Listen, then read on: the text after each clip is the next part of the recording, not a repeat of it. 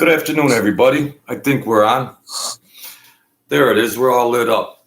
Good afternoon, and whoever stops by, thanks for coming in. And I think they got my subscriber ticker.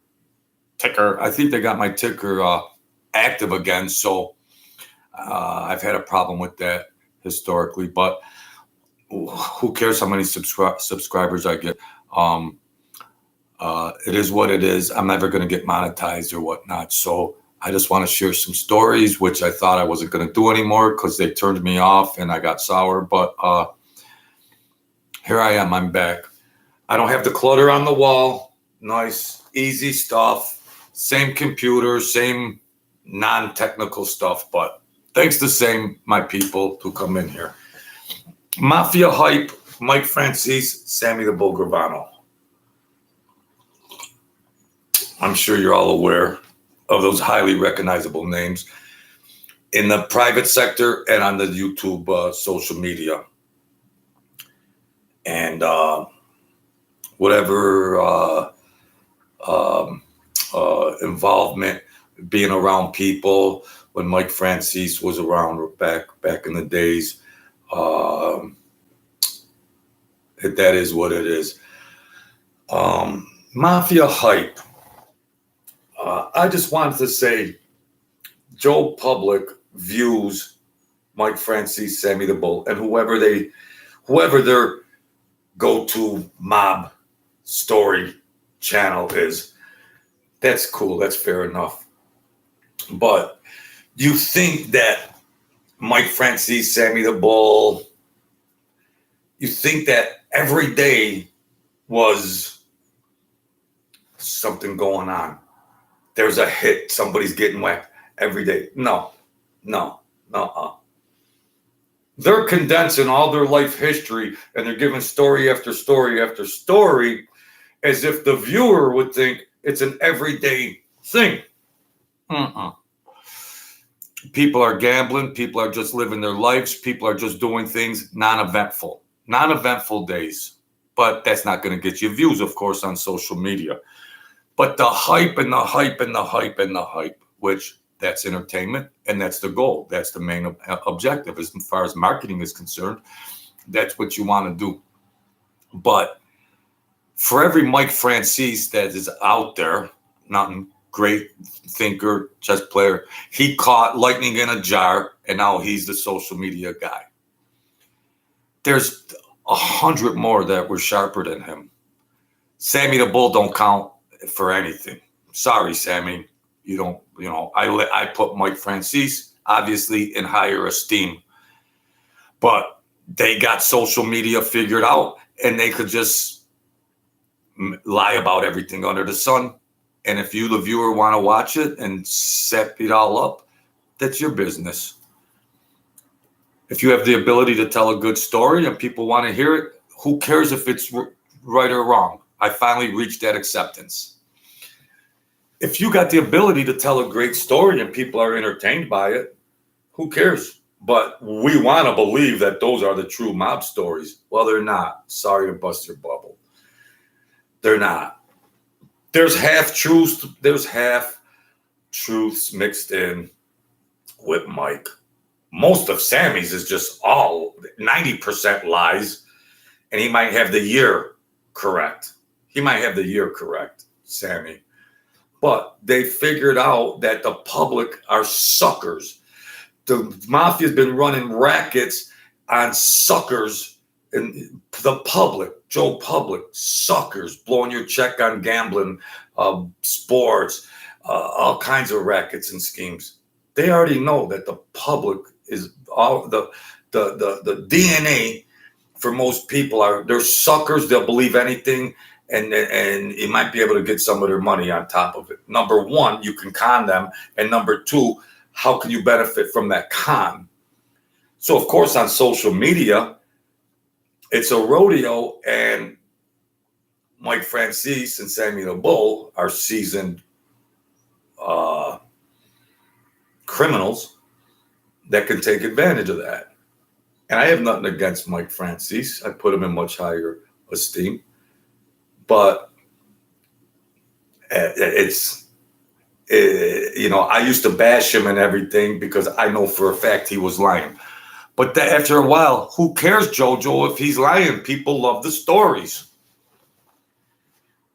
And I'm well educated in marketing and communications. Spataro. So it don't even matter who's lying. The hype. They think that gangsters and criminals were every day out murdering and everything else. It ain't like that. 80% of the time, it's uneventful. You're collecting money. They're running rackets. They were dealing drugs. You're just handling your everyday operations. But that's not going to get you YouTube views. You, Joe Public, want to hear about the murders and all this other bullshit and lies and who told that and who for and all that. You folks, and you have a right to. Hey, a story is a story.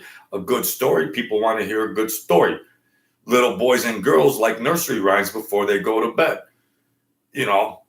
Little Red Riding Hood and all that. It's the same direct correlation that what's your story? What's the stories you like? People like mysteries. People like adventure. People like mob stories. The demographic doesn't care. They'd like to believe who's telling the truth and who's not, and who was the real rat and who didn't rat. And all you folks get all caught up on that merry-go-round. And there's platforms that debate that all day long. And all they are is boosting up the recognizable names of the top mob personality channels on YouTube, which are Mike Franzese and Sammy the Bull Gravano. They're way ahead of the chess game than you folks out there. They're way ahead of it. These guys have been con artists since they're 9. To manipulate a social, when somebody says, hey, you got a chance to go on TV, which is this TV to them, and get what you can just by telling stories. They're like, really? You can do that in America? It's like, yeah. It's like, you can do that. So they sunk their teeth right into the social media platform called YouTube. And of course, they can build up their name. Sammy the Bull had a recognizable name before YouTube came in play. So it was an automatic. It was a no-brainer for him. But then Mike Franzese came in, thinker, good-looking guy, well-spoken, well-educated, book smart, street smart. And I run into him a few years back for bread and milk. But the Sammy the Bull is a no-brainer, but the hype of it all, the public wants to hear blood and guts. They want to hear blood and guts. I got stories that I heard secondhand or whatever, but I don't have a name, JoJo the Truth Serum. I'm not validated. I'm not validated. I'm not approved. I'm not YouTube approved. I'm not social media Joe Blow, 20 years old, 30 years old. I'm not approved for name recognition like them. But the ability to tell a story or not is I could tell a good story just like any one of them, but I'm not approved as the phony boss that the media and everything else puts Mike Franzese down as a boss. And we're not going to get into that because you people can believe what you want. Maybe they put a button on his jacket and said, you're the boss, but somebody else behind the scene was the boss. Or you made a ton of money, or you got some good rackets that you fell into and you're handing up all kinds of money. Yeah, we'll put a button on your lapel and call you the boss, but just keep handing that money over. We'll call you the president of the United States if you want. Just keep that money coming in. So it's not all what it looks like, folks. That's all. They're playing it. They're draining every bit out of it, and I don't blame them. They're hustlers and con artists.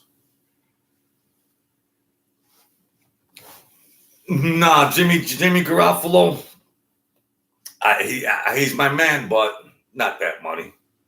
Mm-mm. They might make a playoff game first. They might make one playoff game. But these teams have to have a defense No. These NFL teams, it's fast-breaking teams. Fast-breaking teams. They got gunslingers. They got receivers. They got elite offenses.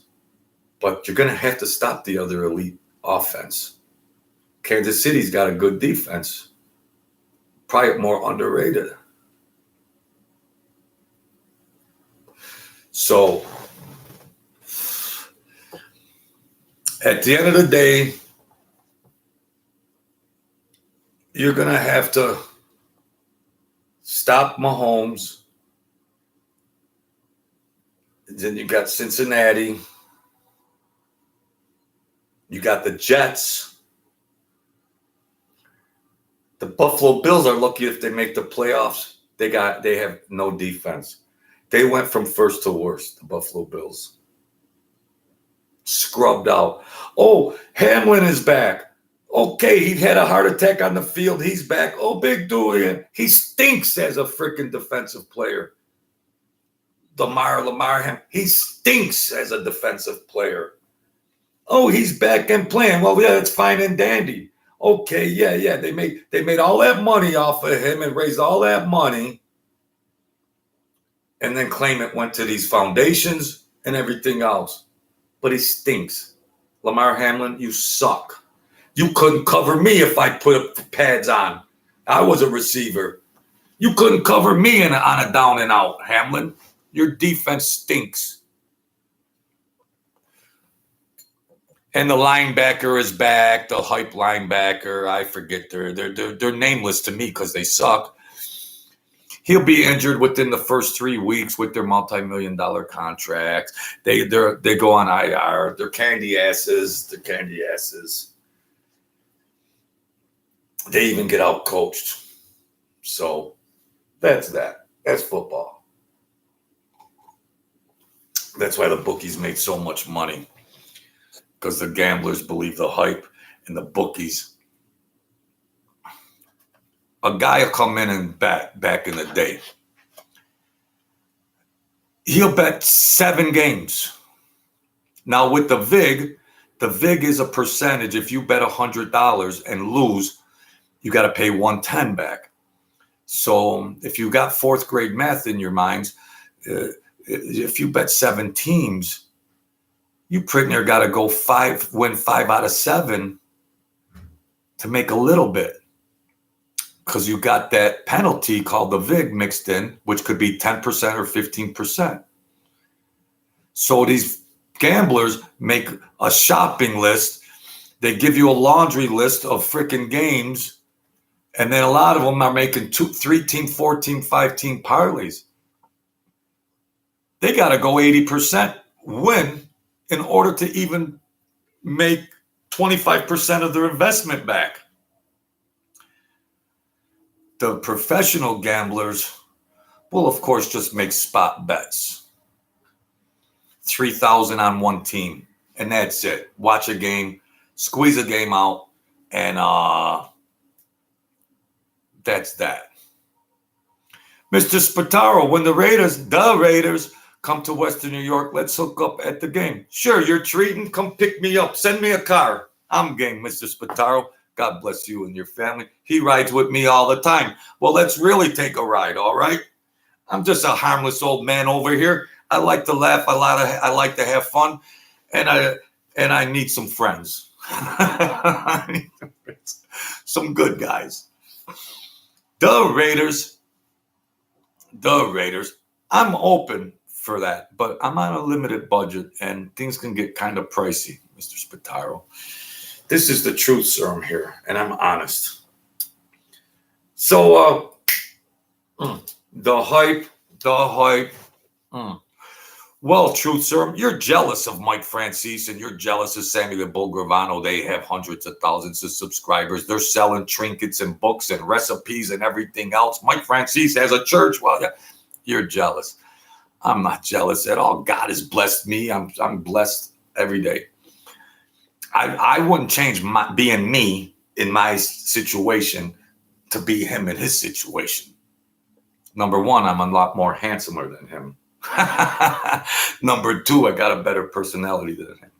And number 3, I'm totally blessed by angels. Forgive me, folks, for being crazy. So I say it as I see it.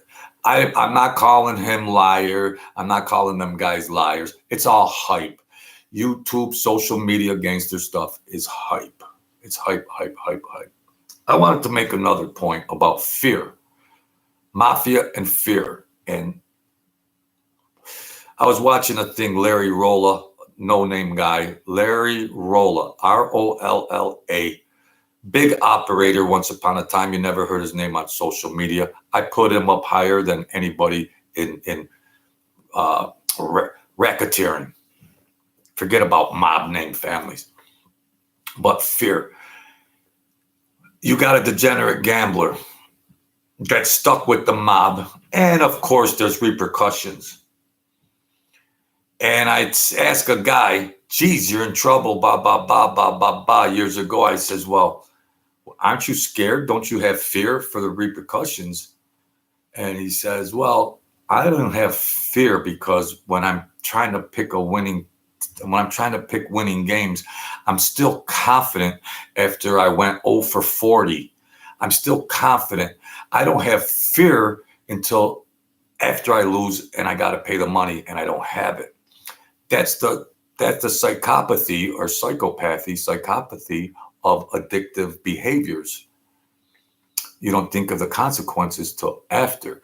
Before that, everything's fine and dandy, bells and whistles. So fear, the element of fear is, you're around guys that are doing risky stuff, but they think they're going to get even. They think they're going to go on a winning spree, even if they do go on a winning spree for a month. And they got 150,000, 200,000 in their kitty stashed away. You can rest assured in 2 months, they're going to lose it all back. I used to call it a loan from the mobsters. They gave you a loan. You won some games. They gave you a loan for a few weeks, and then you're going to pay back the loan when you go 0 for 22. So that's the psychopathy of addictive behaviors. So fear, let's get back to fear. Fear is going to be shelved, psychoanalysis speaking. The fear, this is pretty in-depth stuff. I know it sounds, but it's straight up facts. And really, there's educated people that come on here that can follow this stuff, like this guy here. So when you're thinking about that addiction, and yes, I'm going to go on a good streak, you don't even care about that. You already know you went on winning streaks before, and you blew it all thereafter. So it's not the adrenaline that you might say. It's not the rush and the endorphins that might come into play. It's action that you can beat something. You tried to climb the mountain 1 million times. You climbed it. You fell down. You broke your neck. You got back up. You tried to climb it. You couldn't climb it. You made it again. But then after that, you fell down. You broke your neck. Why would you keep repeating the same behaviors when 98% of the time they have the same results? You know what that's defined as? Insanity. Repeating the same behaviors and trying to get a different outcome. After 10,000 trial runs. So the fear is irrelevant. It's thinking that you're going to be a professional gambler and make a living off of gambling. You still maintain that psychopathic thinking that's unreality. So the fear is like, I don't want to entertain fear because I'm so smart. I'm going to be a professional gambler and I'm going to go 12 and 4 every week and make a living off of it and pay the rent and pay the mortgage and buy a house and buy a car and pay the kids' tuition and go on trips and everything else. It's proven. I don't have to utter the words. You already know it. It's a no-brainer. Vegas is built on losers. Bookies are living in mansions. So fear to the gambler, even though you got Guidos coming that can break your legs and everything else, it's like, I don't fear them because I'm just saying me. I didn't get in trouble like that. So they was, because I would ask a couple of the guys, it's like, no, Joe, I'm going to go on a roll. I'm going to go on a roll. Well, you don't care about the consequences. You're stuck 78,000. You're running off to other bookmakers behind this bookmaker's back. You're in debt to all these bookmakers, and somehow you're going to catch up, or you're going to end up missing. But you don't fear that because you're confident that you're going to go on a winning streak. A sucker's born every minute. I say, Tony, I got some swampland for you. $1 an acre, okay? No, how about 100 an acre? He'll say, where do I sign? So it's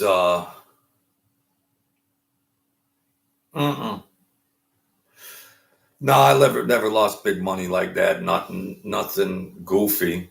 Crazy gambler at times and everything. But coming up, I was studied in probabilities, university. I was studied in statistics, probability. One of my professors was a gambler. One of my statistics professors was a gambler back in the 70s, and he used to go to the casinos in disguises. And he was my mentor about statistics, leverage, have the best odds going in, and just don't be a complete cowboy out there where your percentage of winning, as a gambler, you want the best to go in and give yourself the best chance. Ceteris paribus, you want to have the best. Win or lose, you gave it the best shot mathematically in a formula in your mind. The professional gamblers, that's their second nature. They already know the numbers. Every potential hand or roll or whatever, they already have the calculator. They know the percentages. They know when to double up. They know when to triple up. They know when to back off. Joe Blow gambler out there on a vacation that's just blowing their vacation money don't have them skills. And half the time, those professional gamblers, they get made by the eye in the sky and they're asked to leave. So you got no shot. I gambled in Atlantic City on the slots as an old man. I went years ago back and forth with an old timer, but I would just... I wasn't going to blow my paycheck or whatever, like I just seen happen around me to a lot of people. I'm not saying that I'm not a psycho gambler at times, but I'll get careless because my daughter's grown. I don't have any responsibilities now. I'm only responsible for myself. So if I want to blow my check, I can blow my check. I still live like a king anyways. I enjoy my life. So it's easy. Not to mention that if you're 25 years old, you work 40 hours and whatever your gamble is, you go blow your check. You got to go home and tell your wife, oh, honey, I blew my paycheck gambling. And now we got to wait till I get my check next week to get food and pay the rent and pay the heat, pay the electric. I would never do that in a million years. Ever with a family. Ever. Oh, geez, I blew my check, honey. No, I'm crazy, but I'm not stupid. No. I was a good poker player once upon a time way back. Hold'em and everything, but I don't have the mind for it. I've just chilled. You're younger, whatever. You want to get into that technical thinking and everything. If I'm going to do something, I want to be spot on mentally. I want to have the edges. My mind ain't there at 60 years old for those edges. And I'm not going to just piss money away because I'm not the best I can be when there's some sharp, young blood out there that are on top of their game. No. I got to be the best version of myself to go into these places, because you don't know. You can't read or handicap or read any other player out there. Strangers, you know. But I want to know I'm the best going in and have the advantage. That's all. That's all you can do. And but that's why the bookmakers all lived in the freaking outskirts and mansions and everything else. When it came to racketeering, bookmaking was one of the biggest rackets. And I knew an organization that was in the eastern seaboard of America, and they were better. They were good. They were good technical numbers people, and they benefited off of it. And I did that video last night about the Colombian that came in, and they also dealt drugs. I said in the other video, you know, Mike Franzese or Sammy the Bull or them guys want to talk about, oh, the mob didn't deal drugs. The mob dealt drugs more than freaking CVS pharmacy. The mob dealt drugs more than Rite Aid, okay? It's a no-brainer. That's not even to be debated. No, we didn't do this. We didn't do that. We didn't do this. Sorry, Mike. God forgive me. No, I'm not even going to go there. I'm not going to say anything in bad light about Mike Franzese. God bless him. But they know firsthand. They know personally. That's how I will leave it. That's how I will leave it. You think one mob family in New York City, say there's 5 families, and your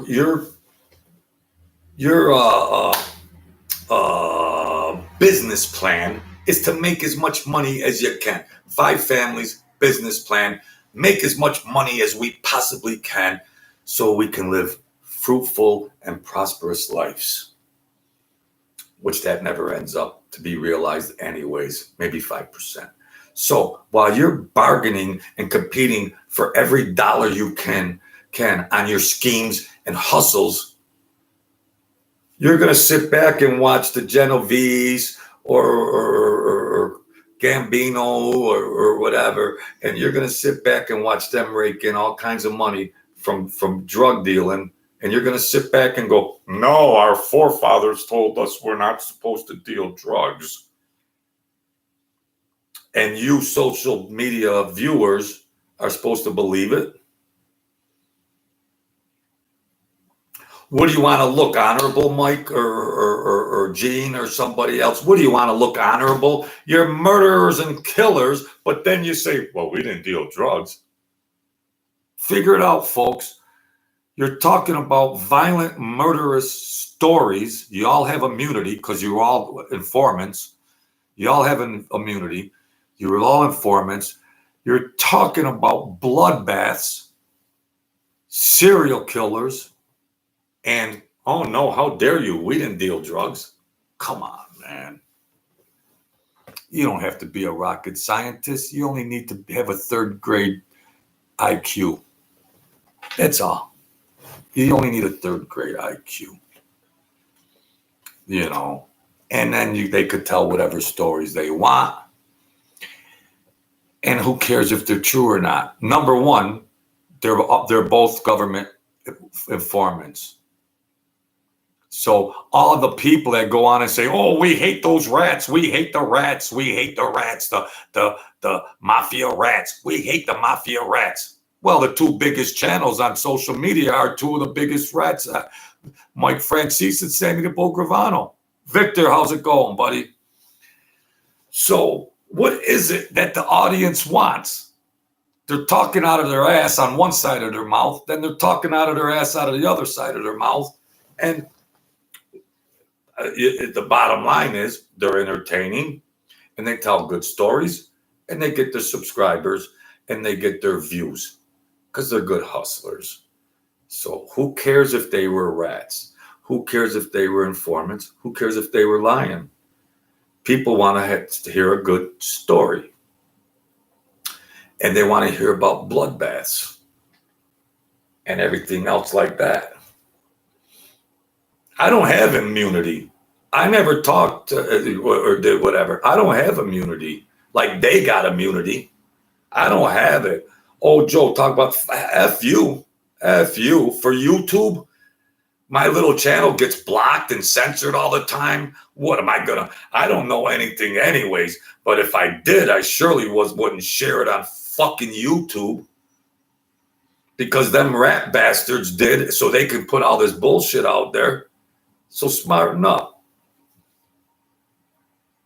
They've been blocking my channel left and right, censoring me and doing all this. And I can't even have a little channel with 300 subscribers on it because I said some political things. And then YouTube moderators come in and they censor me. But in the meantime, I'm supposed to tell big secrets without immunity about the mafia and bloodbaths and everything else. No. I wouldn't do it if I had immunity, just in respect for the dead. Or I don't know. If the price was right, maybe. I don't know. I got a price. There's no honor. A guy, you want to talk about honor? There was a guy having rackets, making millions of dollars. And there was 4, let's say, dog shit cleaners that he could have gave up the 4 dog shit cleaners. They would have got a fine. They would have got probation. But this honorable millionaire racketeer chose to be honorable and get stripped of everything, all his wealth, because of this honor. And that makes him sleep better at night. What will honor get you? It gets you a bologna sandwich and a pine box and a prison cell at the end of the day anyways. So this honor. So you had 4 people that all you had to do was give the common knowledge. They would have got probation in 30 days, 60 days in a county jail. When they got out of jail, you could have gave them all kinds of money. You're worth millions of dollars, and you could have hooked them up. But this honor thing that the mob and these assholes talk about, and they hang their hat on it, it's full of shit. Full of shit. Honor. So you traded all that in to have honor over 4, I don't want to be judgmental, but 4 underbellies that would have only got a slap on the hand. And then he says, well, I was wondering if I made the right decision or not. Now you're an old man and he's wondering, you made the most retarded decision you could ever make, Herb. You made the most retarded decision for being such a smart operator and building up wealth. You went down like that because you just wanted to make a statement about honor. Oh my gosh. Honor. Where's your honor? Where's your honor? You ended up with a pillow on a park bench from being worth millions and millions of dollars because of 4 scrubs that were going to turn on you anyways. I don't believe it, number one, because I don't believe a person could be that stupid. But what the guy was spewing was that message. Honor. Go get your park bench and your bologna sandwich and get and borrow a pillow for your honor. Come on, man. You see these kinds of people, and it's just wondering. I mean, forgive me from ranting on, but dog eat dog. You did a move like that to protect 4 scrubs that, in reality, in the long run, we're going to say something incriminating against you and you were going to go down. All you had to do is just say whatever you had against them. It was an innocent situation and they would have got a slap on the hand. And then when they were done with their little slap on the hand, you could have said, well, sorry about that, but here's some envelopes full of money because I'm still a millionaire and I'm worth all kinds of money. So sorry about the little freaking bump in the road, but I'm going to hook you up for a nice spell. No, you sacrificed millions of dollars because of your bullshit honor? Come on, LR. Come on, LR. Something's missing here, buddy. Something's missing. Something's missing, LR. Something's missing, bro. That can't be the true story, because you can't be that stupid to rise up and be as calculating and smart. You can't. How could you go down like that? You're not telling the true story, Herb. You're not telling the true story. So that's a little sidebar. But I appreciate you guys coming in here.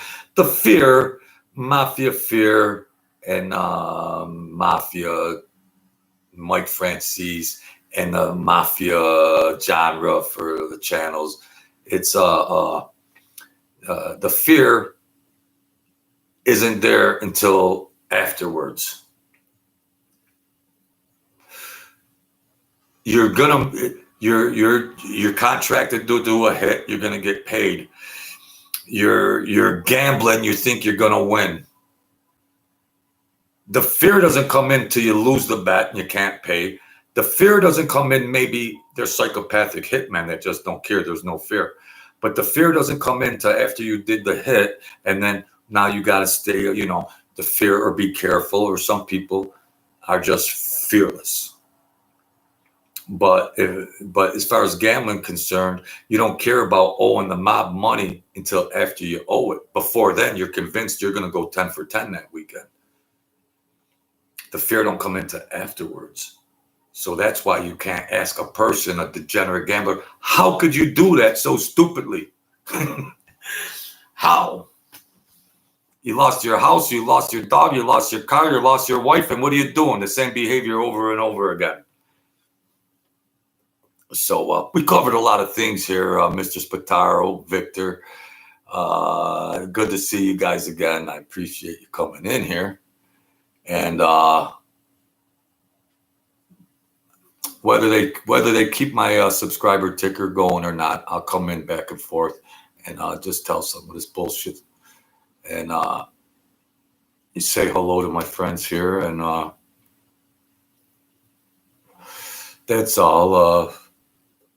It's just simple. I rant. I try to tell some entertaining things here or there, however it's perceived, but it's entertainment. It's whatever. It's a smorgasbord, and some like potatoes, some like stuffing, some like this, some like that, some like everything on the table. But I think the most underlying point that I really want to communicate across to anybody that happenstances on my videos is the way the mafia is perceived on social media, Hollywood. It's not the true perception of organized crime. 25% I'll give it. The rest of it is Hollywood, glitz and glamour. It's not that. You can't get it from Mike Franzese or Sammy the Bull, the true flavor of mafia life. You'll never get it from media. Never. You will never get the true flavor of the mob life through media or secondary glitz and glamour. Never. Never. So the curiosity to have an inside look at the life and everything else is admirable, and it's understandable. But whatever that mob character is portraying back to you, it can only be communicated a certain essence of the reality of the life, lost in translation, lost in communication, lost in definition, lost in bullshit. It's all a con game. It's 3-card money. It's a shell game. And they're good at it, and God bless them. They know how to run cons. They know how to hustle. They were born that way. So that's fine. But that's the statement I want to make, that you'll never know Joe Citizen you'll never know the real world of the mob. No matter how many movies you watch, no matter how many books you read, no matter how much information or stimuli that can be introduced into your brain, you'll never know. You never know until you rubbed elbows and were in that everyday life and you've seen the true reality of everyday life. It's not being represented in its totality. And it don't need to be on social media. It doesn't need to be. There's still successful channels. But at the end of the day, it's not the real mob world that you're getting. It's a manufactured version. And it's all good. It works for those big personalities. So thank you, Victor. Good people here. So I wanted to make that point. I could talk about bullshit. I could make up stories and everything else and just talk out of my ass. But it ain't going to be the true flavor of that life. An astronaut can't tell you what it feels like to be on the moon. He can articulate and say some things, but you'll never know what it is to be on the moon. You'll never know. But maybe it don't matter. You want to hear blood and gut stories.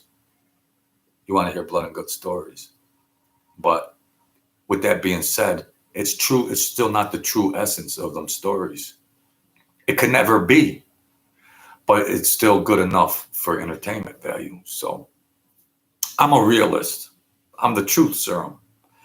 So I appreciate you folks coming in here. I put down the mob. I don't even know what the thumbnail is here. I covered so many things here, folks. You know how to do it. Hey, the Leprechaun, the Fighting Irish. My daughter went to Notre Dame.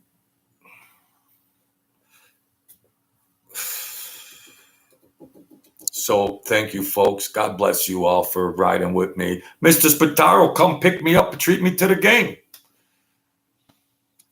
Treat me to a game. I'm broke over here. I'm on limited income, man. Here, let me play a freaking Moonlight Sonata from Beethoven. I'm broke. I'm broke. Mr. Swan, I was just ready to say, where's my man, Mr. Swan? Jesus, psychic. We have psychic connection. So I'm having fun over here, and I'm an old man. I appreciate, you know what I want out of my channel? To meet people and have fun with these guys. That's all. I'm a very simple man. That's all. I'm a simple man. Just like the song, you know, from Leonard Skinner. Simple man. I'm a simple man. So I like the friends here, and I get crazy about some Mafia stuff and all that stuff. But I do it because I get lonely in here sometimes. And I like to check in with these folks that are good enough to come on here and support me. So I guess that's it, folks. I don't want to know. I did the story about that Medellin or that freaking Central American guy that come into the club. And I don't really know if I should do a follow-up on some other thing about it's tough when you got to tiptoe about whatever you could say on here, but not that I did any crimes or anything, but I just don't want any trouble. I don't want any problems. So that's it, folks. The sun came out finally, and I think I might just go to the amusement park and get on a kiddie ride now. You know, I got these roller coasters are killing you know, these roller coasters. I'm game, but geez, I might just go get on the damn flying the swing, the swings. I might just get on the swings or something and enjoy some fresh air for an old man and get out of the house. So I appreciate your support, folks. And listen, stay strong.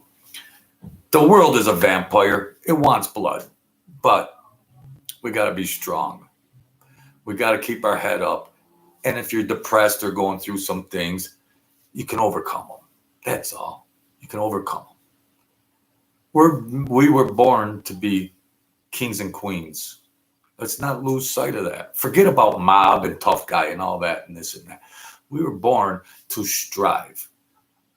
And yes, there's evil that comes at us, but we were born to rise up, and we have the power within us. Unleash it and have a better mind, have a better spirit, have a better soul, have a better life. And you need to laugh more, folks. So I get silly up here, and I'm not a tough gangster, serious tough gangster guy. I throw it all away to act immature and laugh. Now listen here, folks. Back in 1992, yeah, there was a guy, Guido Sambor. His nose was like this. He was a killer. Yeah. Get lost. Tell me about a good guy that did something good. But no, we like dirty laundry and we like blood and guts. So that's it, folks. I'm signing off. God bless America. God bless you. And I'll tune in next time. Thanks again.